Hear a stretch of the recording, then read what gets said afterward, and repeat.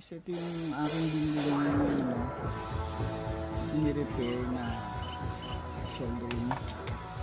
So ginamit ko na siya guys. Nagkaroon ako ng issue sa kanya. So anong nangyari, hindi niya kayang magpainit. Okay, so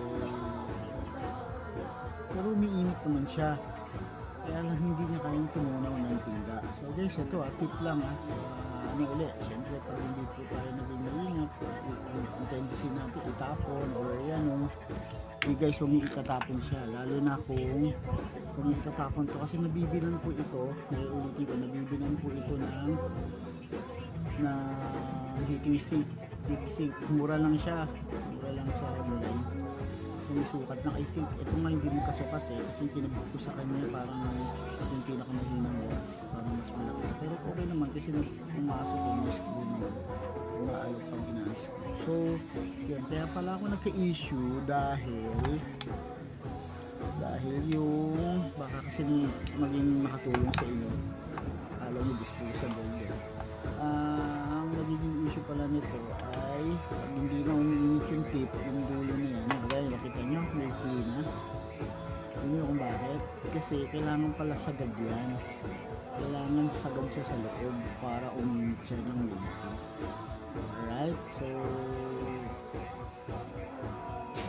kailangan sagad sa loob, dahil pag hindi yan sagad sa loob ay magkakaproblema, hindi talaga siya init, sayang yung kuryente, sayang yun. So kailangan sagad siya sa loob, pag pinasok mo siya sa loob, sasagad siya sa loob yung tip mismo. So ang resolution dyan guys,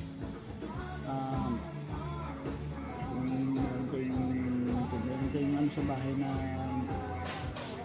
copper o ano man, pwede yan, pasok nyo lang sagad sa loob, or bumili kayo, may nabibili nito online na tip. So bumili na ako, dalawang binili ko, 30 at saka 40 watts. So i-relate ko yung ibang mga dito ko para meron akong so ito, ayos na to guys.